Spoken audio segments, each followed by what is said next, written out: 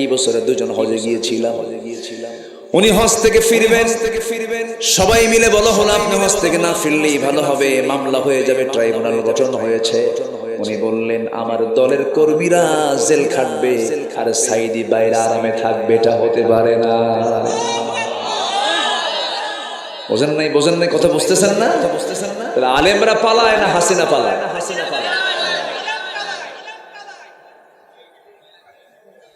কষ্ট পাচ্ছেন?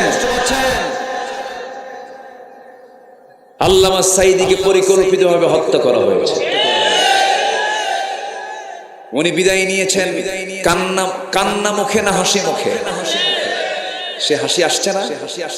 আসছে কিনা? কিছু হাসি আসছে কিনা বলেন? এসেছে। তিনি হেসে বিদায় নিয়েছেন। উনি আগাম সংবাদ দিয়েছেন, গাছের গোড়ায় নাড়া দেব, মামু বাড়ি দিল্লি গিয়ে পড়িবা। পড়ে নাই 25 বছর আগে তিনি বলেছিলেন এমন একটি সময় আসবে যেদিন পালানোর জন্য একটি ইঁদুরের গর্ত খুঁজে পাবো না। ঠিক কিনা? পলাতে গেছিল সিলেটে এক বিচারপতি। পালাতে পারে নাই, কলা পাতার বিছানা হয়েছিল। সিলেটবাসীকে ধন্যবাদ, বিসি শুদ্ধ আউট করে দিয়েছে। সম্মানিত ভাইরা, আমরা স্পষ্ট ভাষায় জানিয়ে দিতে চাই, রাজশাহীর এই তাফসীর মাহফিলের ময়দান থেকে হাজারো মানুষকে সাক্ষী রেখে বলতে চাই, যে কর্তব্যরত ডাক্তারের অধীনে আল্লামা সাঈদীকে চিকিৎসার নামে নিয়ে বিষ প্রয়োগ করে পয়জন দিয়ে হত্যা করা হয়েছে, ওই সমস্ত কুলাঙ্গার চিকিৎসকদের অবিলম্বে গ্রেফতার করা হোক। রাজি আছেন কারা? হাত উঁচু করে রাখা।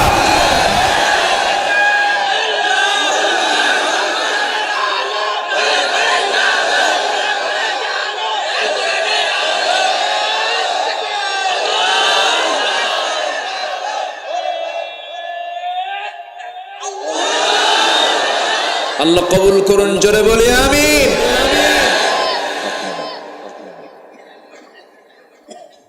ওয়াজ মাহফিল হলে বেনামাজি নেতৃত্বের বড় অসুবিধা। ওরা মদের বোতল খেতে পারে না,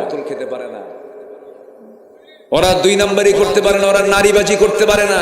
নাইট ক্লাবে কোন আলেম ওলামা যায় না, নাইট ক্লাবে তারাই যায় যারা মদের আইন পাস করে।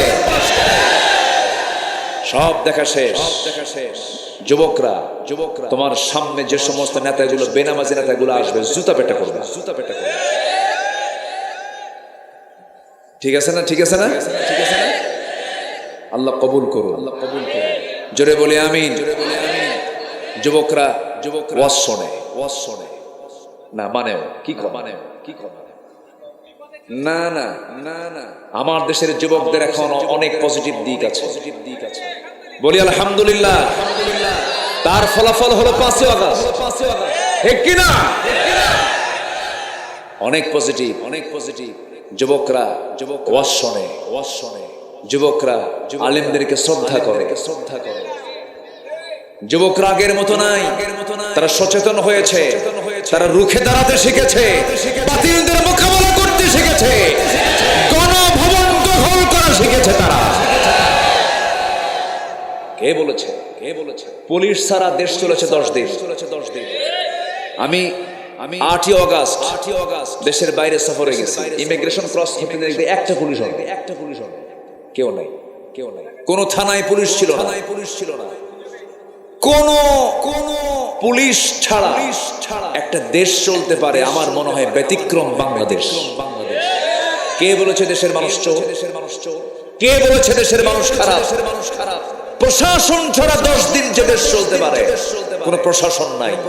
পাহারা দিয়েছে আমার দেশের মানুষগুলো। ভারতে অসম্ভব ডাকাতরা, আমেরিকাও সম্ভব, শুধু আমার দেশে সবই ছিল। শুধু একটা জিনিসের দারুণ সংকট, সেটা হলো সঠিক নেতা নাই। ঠিক কিনা বলেন? বাইতুল মুকাররমের কোন খতিব বেতনভুক্ত হওয়া যাবে না। বঙ্গভবনের বাসিন্দা হবেন বাইতুল মুকাররমের খতিব। দেশ জান্নাতের টুকরা হয়ে যাবে। ঠিক কিনা? আল্লাহ কবুল করুন। একটা ওমর আমার দেশে নাজিল করে দেয়, একটা ওমর আল্লাহ তাআলা এই দেশে পাঠায় দেয়। জোরে বলি আল্লাহুম্মা আমিন। আল্লাহ কবুল করুন।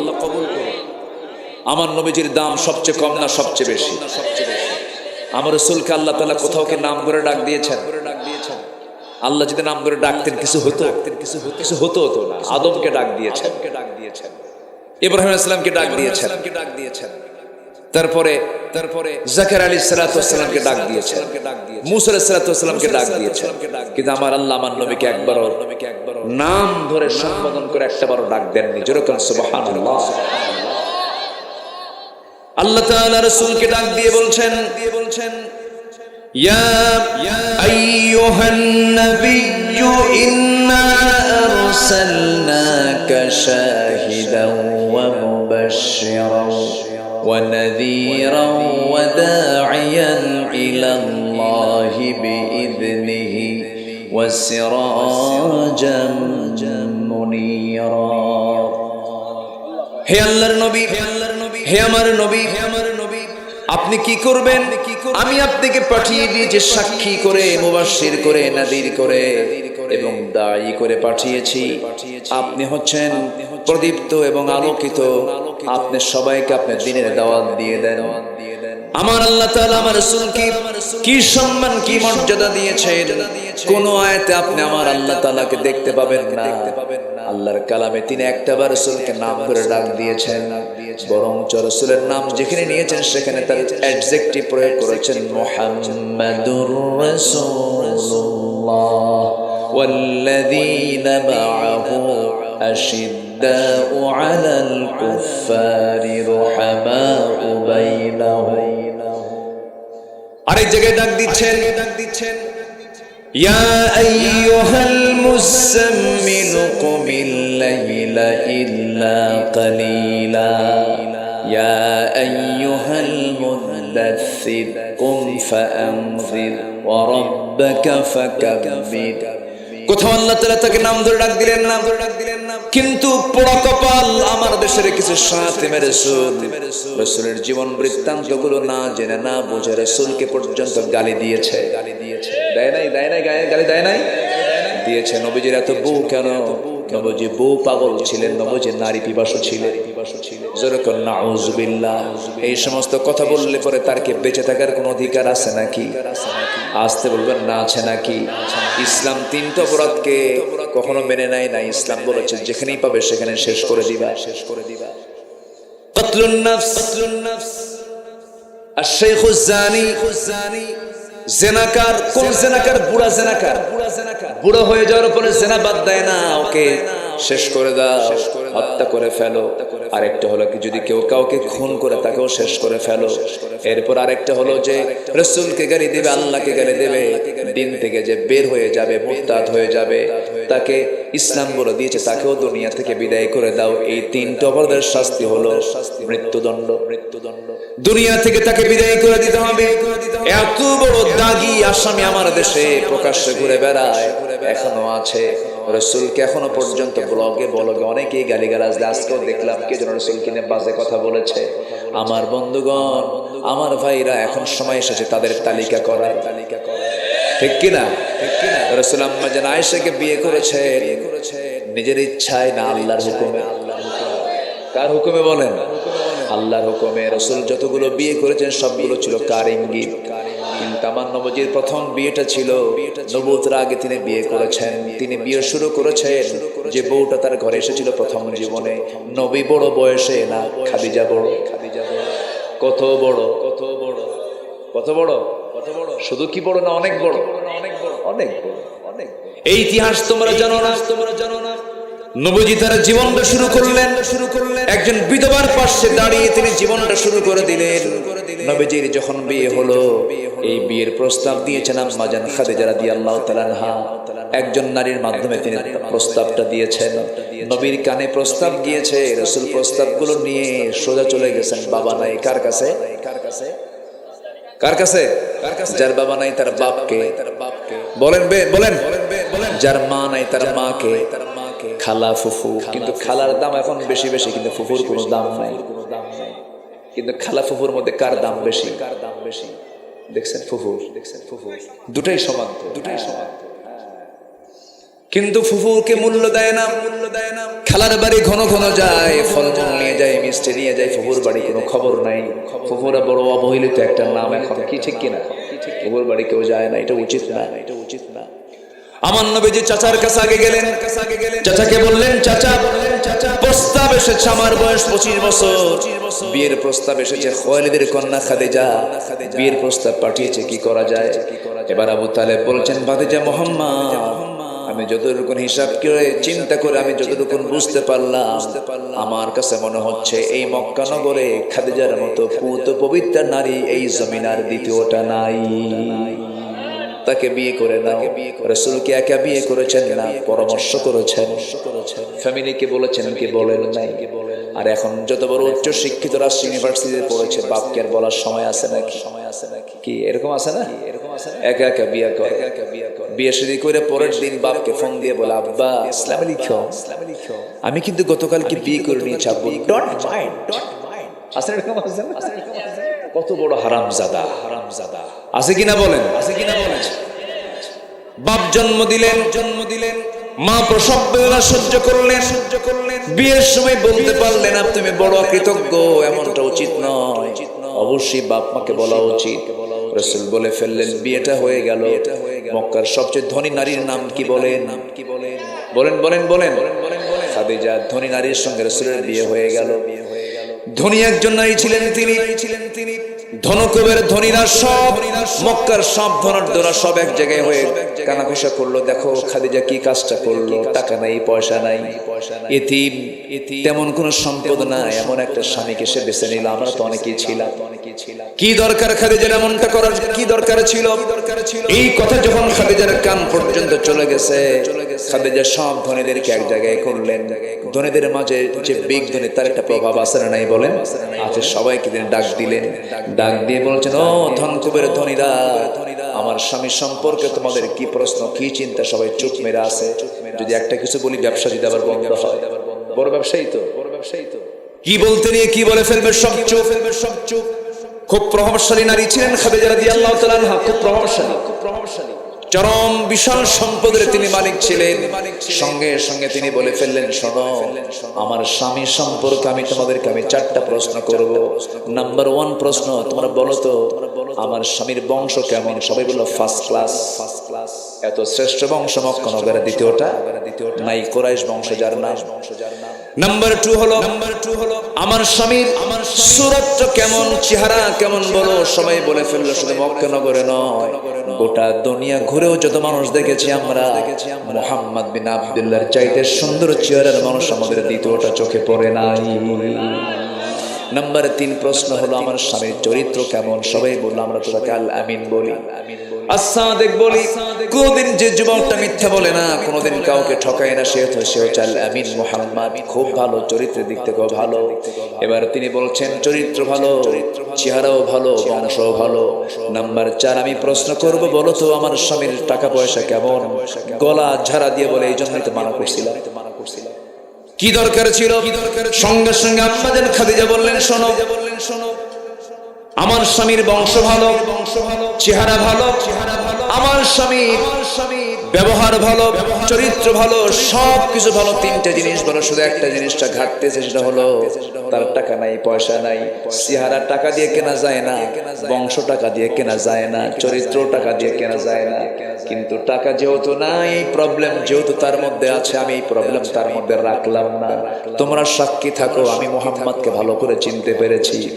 আমি তোমাদেরকে সাক্ষী রেখে এই মুহূর্তে আমি ঘোষণা করলাম, আমার জীবনের স্থাবর সমস্ত সম্পত্তি এই মুহূর্তে চরিত্রবান যুবক আমার স্বামীর হাতে তুলে দিলাম।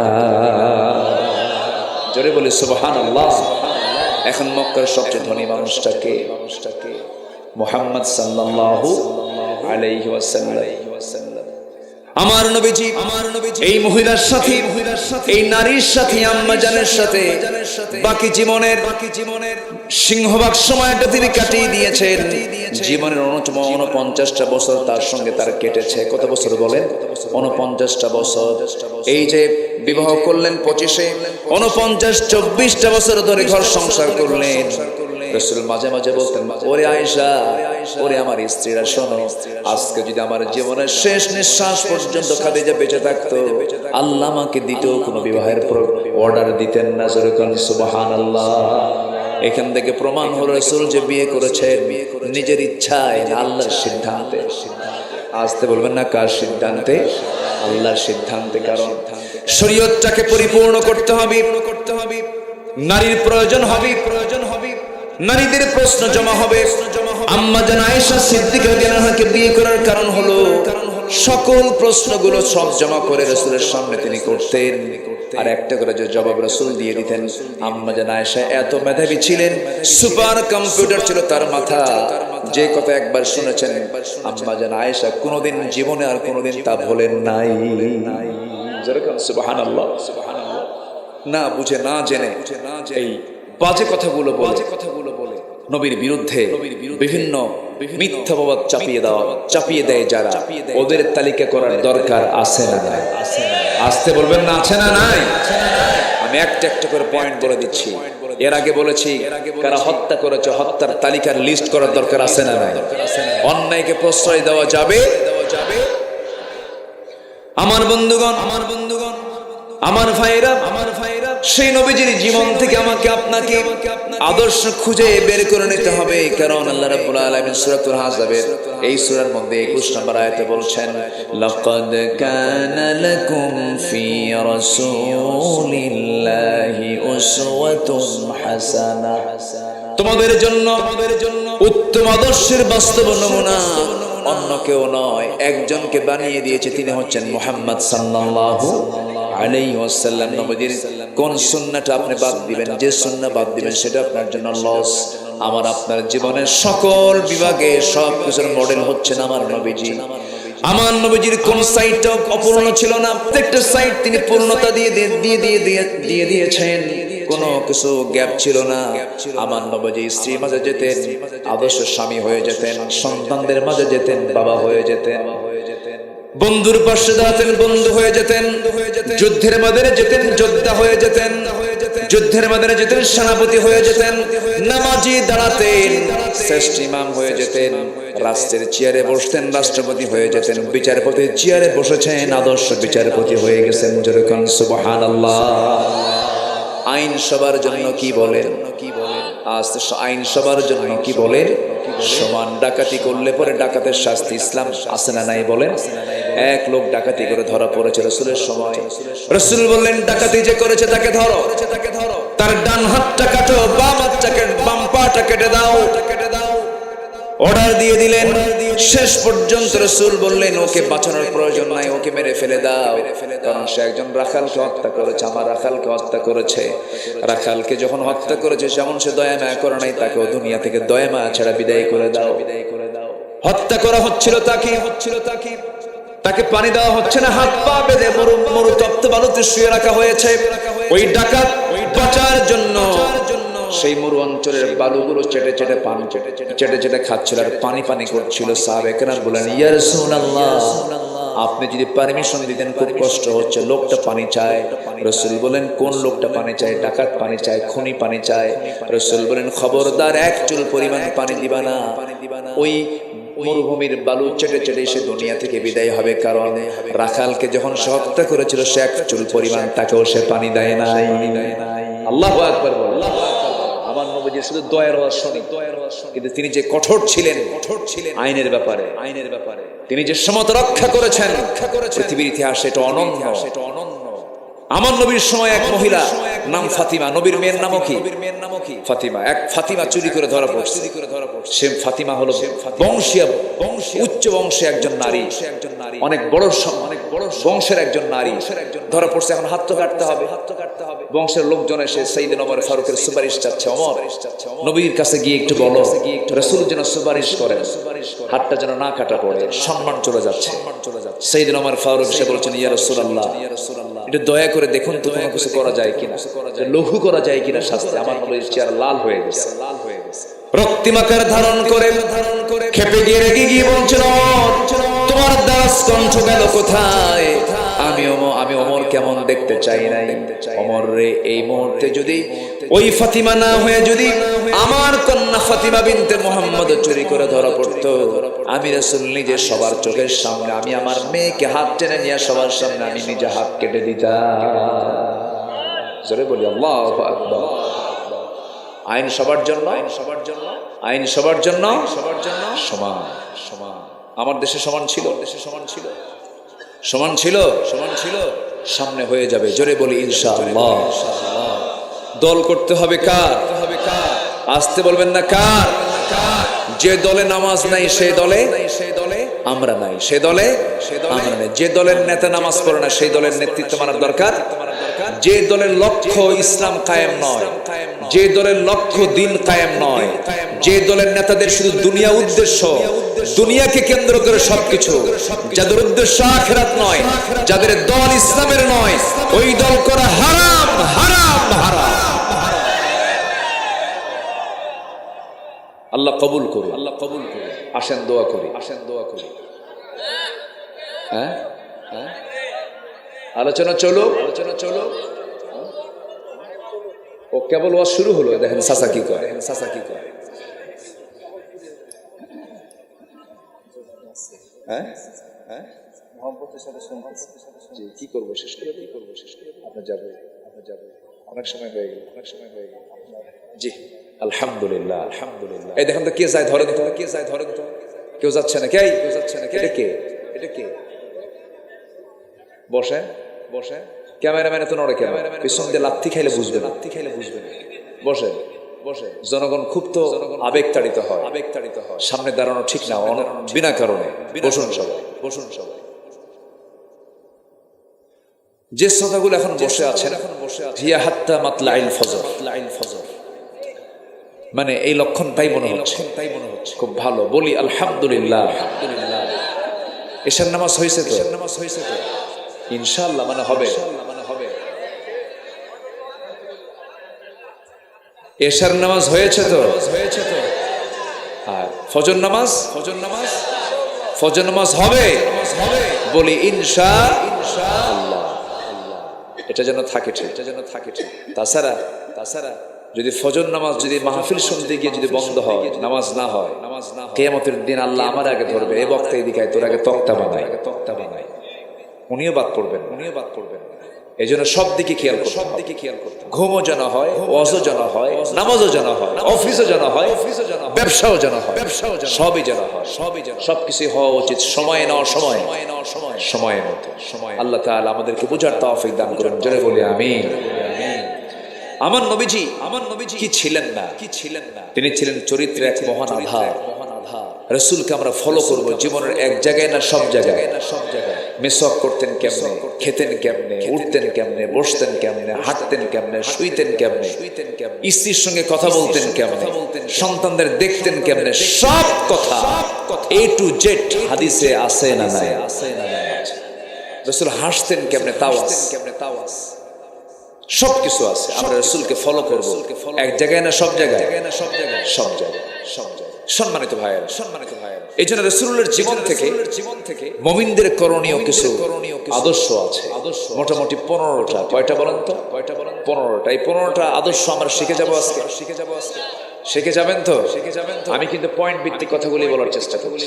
এখন আসুন আমরা আয়াতের আলোকে, আয়াতের আলোকে আমার নবীজির অনুকরণীয় কিছু আদর্শ আমরা আজকে শিখে যাব। খুব অল্প কথায় শর্টলি আমি বলবো, শর্টলি আমি বলবো। ধর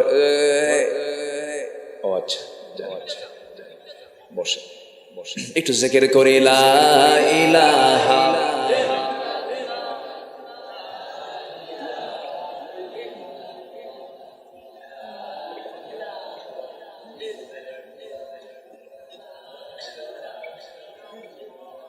আরো জোরে লা ইলাহা ইল্লাল্লাহ, লা ইলাহা, লা ইলাহা ইল্লাল্লাহ মুহাম্মাদুর রাসূলুল্লাহ সাল্লাল্লাহু আলাইহি ওয়াসাল্লাম। আমার নবীজি ছিলেন, আমার নবীজি ছিলেন একজন উত্তম দাঈ, ওয়া দাঈয়ান ইলাল্লাহি বিইذনিহি ওয়া সিরাজাম মুনিরা। তো দাওয়াত রাসূল দিয়েছেন, আমাদের দাওয়াত দেওয়ার দরকার নাই তো নাকি? প্রত্যেককেই দাওয়াতি কাজ করার দরকার আছে না নাই? দাওয়াত আগে না ধৈর্য আগে?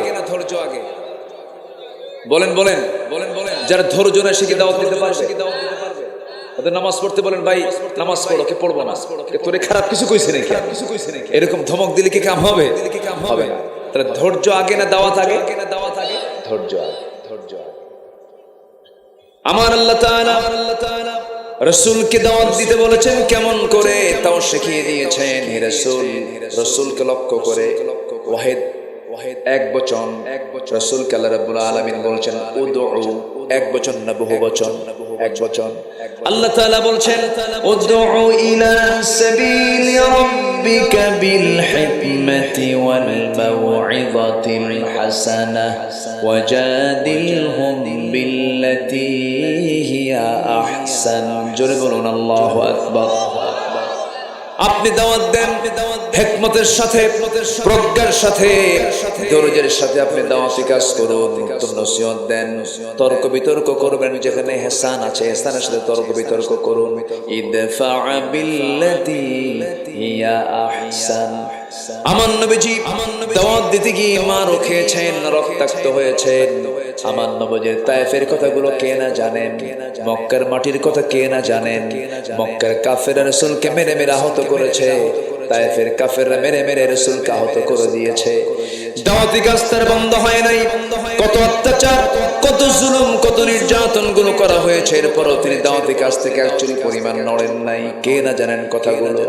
একটা রাতে একটা দিনের কথা মনে হয়ে গেল। আমার নবীজি মক্কার বাসিন্দা তখন, আমার নবীজির চিরদিনের বন্ধু, বাল্য দিনের বন্ধু, 3 বছরের ছোট বড় আমার নবীজির শ্বশুর সাইয়েদনা আবু বকর সিদ্দিক রাদিয়াল্লাহু তাআলা আনহু। নাম শুনছেন না সবাই? কয় নম্বর খলিফা? জোরে বলেন, কয় নম্বর খলিফা? 2 নম্বর খলিফাকে বলেন? ওমর ফারুককে চিনেন তো? বহুদিন আগে এক মাহফিলে বললাম, ওমর ফারুককে কেউ চিনে? সামনে থেকে এক এরকম ছোট্ট বাচ্চা দাঁড়ায় বলে, হুজুর আমি চিনি। কে? আমাদের বাড়ির দোতলায় ভাড়া থাকে। ও যা বুঝলো ও তাই বলছে, সমস্যা নেই, ও 100 100ই পাইছে, ওর বয়স অনুযায়ী ওর উত্তর তো ঠিকই আছে। আমার দেশের বহু মুরব্বী আছে, বয়স হয়ে গেছে 60 বছর, পিএইচডি করেছেন, ডক্টরেট ডিগ্রি হাসিল করেছেন, ওযুর ফরজ জানেন না। আছে না নাই? এটা কপাল পোড়া, এটা কপাল পোড়া। প্রত্যেকটা সিলেবাসে কোরআনকে বাধ্যতামূলক করা দরকার। কোরআন শুধু মাদ্রাসায় চলবে না, রাজশাহী ইউনিভার্সিটির প্রত্যেকটা ডিপার্টমেন্টে কোরআন শিক্ষা বাধ্যতামূলক করা দরকার। ঠিক কি না? কোরআন কি শুধু এক শ্রেণী পড়বে না, সব শ্রেণী পড়বে? সবাই পড়বে, সবার জন্য পড়বে, সবার জন্য পড়বে। আল্লাহ বোঝার তৌফিক দান করুন। জোরে বলি আমিন। নাম্বার 2, নবীজির ভিতরে ভয় ছিল না, সাহস ছিল? ভয় ছিল না, সাহস ছিল? রাসূল দাওয়াত দিয়েছেন, ভয় করে না, সাহস করে? সাহস করে। সকালবেলা সাইয়েদনা আবু বকর রাদিয়াল্লাহু তাআলা নামাজে দাঁড়িয়েছেন কাবার দরজার সামনে। তাদের দুজনের বাড়ি ছিল কাবা থেকে দূরে না কাছে? খুবই কাছে। তারা খুব কাবার কাছের বাসিন্দা ছিল। আমার নবীজির বাড়ি আর কাবার দরজা মুখোমুখি ছিল। যেরকম সুবহানাল্লাহ। আমার নবীর কিবলা ছিল বাড়ি থেকে পশ্চিম দিকে। আমাদের কিবলা কোন দিকে? সবার, পৃথিবীর সব মানুষের কিবলা কি পশ্চিম? কারো শিমাল, কারো জুনুব, হ্যাঁ, কারো উত্তর, কারো দক্ষিণ, কারো পূর্ব, কারো পশ্চিম। আমাদেরটা কি? আমার নবীর কিবলাও বাড়ি থেকে কোন দিকে? পশ্চিম দিকে। পশ্চিম দিকে তার কিবলা। তাহলে আমাদের সঙ্গে মিল আছে না? আমার নবীর মাথার চুল কালো। কি বলেন তো? পৃথিবীতে 2টা চুল, 2 শ্রেণীর চুল। কিছু চুল আছে আমেরিকান চুল, ওদের চুল কি বলে? লাল, সাদা। আর আমার নবীর চুল কি ছিল? কালো। তাহলে মিলল কার সাথে? হ্যাঁ, আমাদের সাথে মিলল। চেহারায় মিলল, চুলে মিলল। আমার নবীজি না ধলা ছিলেন না কালো ছিলেন, বাদামি, লাল টকটকে, বাদামি কালার, না ধলা না কালো, এরকম গণনের তার চামড়ার কালার ছিল। এই দেশের মানুষ কি বেশি কালো না বেশি ধলা? কালো না ধলাও না। তাহলে কি একটু মিল আছে? আছে কিনা? মিল আছে কিনা? আমার নবীর মাথার চুল ছিল কালো, গায়ের গড়ন ছিল না সাদা না কালো। আমার নবীর চোখের মণি ছিল কালো। আমেরিকার মানুষের চোখের মণি কি? কালো না বিড়াল সাইজ? আমার নবীর মাথা চোখের মণিটা ছিল কালো, আমাদের চোখের মণিও কালো। মিল আছে না নাই? আমার রাসূল না লম্বা ছিলেন না খাটো ছিলেন। এদেশের মানুষ বেশি লম্বা না বেশি খাটো? না লম্বা না খাটো, মাঝামাঝি লোকই বেশি আমার দেশে। তাহলে মোটামুটি কিন্তু মিল পেয়ে গেলাম। আমার নবীজির চেহারার সাথে, চুলের সাথে, বর্ণের সাথে, কেবলার সাথে অনেকটাই মিল পেয়ে গেছি। সব মিল পেলাম মোটামুটি, কিন্তু এদেশের মানুষের সাথে আমার নবীর চরিত্রের তো মিল আছে, আছে, কিন্তু বেলালের চেহারার সঙ্গে মিল নাই, কিন্তু চরিত্রের মিল ছিল। চেহারা দিয়ে কি করবেন আপনি? আমার নবীর চেহারার সঙ্গে বেলালের চেহারার কোনো মিল ছিল না। দুজন দুই জগতে বিশ্বের সেরা সুন্দর মানুষ আমার রাসূল। আবার বিশ্বের কালোদের ভিতরে অন্যতম কালো হচ্ছেন বেলাল রাদিয়াল্লাহু তাআলা আনহু। দুজন যখন পাশাপাশি বসতেন আল্লাহর সৃষ্টিটা দেখা যেত, আহারে এত কালো মানুষ, এত সুন্দর মানুষ। রাসূল কালো বর্ণের সমস্ত বর্ণ বৈষম্য দূর করে দিয়ে শ্বেতাঙ্গ কৃষ্ণাঙ্গর বর্ণ এই সমস্ত বৈষম্য দূর করে দিয়ে রাসূল বললেন, ও আমার সাহাবীরা দেখো, আমি হলাম মদিনার মুয়াজ্জিন, আমি হলাম মদিনার ইমাম, আর আমার মদিনার মসজিদের মুয়াজ্জিন হলো আমার কালো বেলাল। যেরকম সুবহানাল্লাহ। নেলসন ম্যান্ডেলাকে আমরা বলি বর্ণবাদী বৈষম্যের নেতা, কে বলেছে? নেলসন ম্যান্ডেলা তো হালের লোক, আর আমার নবীজি কত আগে বেলালকে মুয়াজ্জিন বানায়া সব বর্ণ বৈষম্য দূর করে দিয়েছে। জোরে বলি সুবহানাল্লাহ। আমার বন্ধুগণ, কথার তো কোনো থা নাই। নবীজির ওই সাহাবী নামাজ পড়তে বের হয়েছেন মসজিদে হারামের ভিতরে, সেজদা যখন দিতে গেছেন কাফের মুশরিকরা করলি কোতবা সাইবারা সাইয়েদনা আবু বকরকে ধরে ফেললো, ধরে জমিনে ফেলে দিয়া নাকের উপরে খরম জুতা দিয়ে চাপা দিল, নাকটা ভসকে গেল, রক্ত ফেঙ্কি দিয়ে পড়া শুরু হলো, সেন্সলেস হয়ে গেছেন সাইয়েদনা আবু বকর রাদিয়াল্লাহু তাআলা আনহু। সবাই ভেবে নিয়েছে মনে হয় আবু বকর মারা গেছে, কিন্তু কিছুক্ষণ পর আল্লাহ তাআলা তার সেন্স ফিরিয়ে দিলেন। কোনো মতে সেখান থেকে উঠলেন, নিজের বাড়ির কথা মনে করলেন না, নিজের জীবনের কথা মনে করলেন না, সোজা গিয়ে নবীর দরজার কাছাকাছি গিয়ে দাঁড়ালেন। নবীর দরজার কাছাকাছি গিয়ে দাঁড়ায়া আমার রাসূলকে ডাক দিচ্ছেন, ইয়া রাসূলুল্লাহ, আপনি মেহেরবানি করে আমার ডাকটা শুনুন। দরজায় ডাক দিলেন, দরজা খুলে নবীজি তার সামনে দাঁড়ালেন। কি হয়েছে আবু বকর? হুজুর, মক্কার হাওয়া ভালো না, আমাকে মেরে রক্তাক্ত করে দিয়েছে, আপনাকে মেরে ফেলবে তারা, চলুন আমরা মক্কার বাইরে চলে যাই।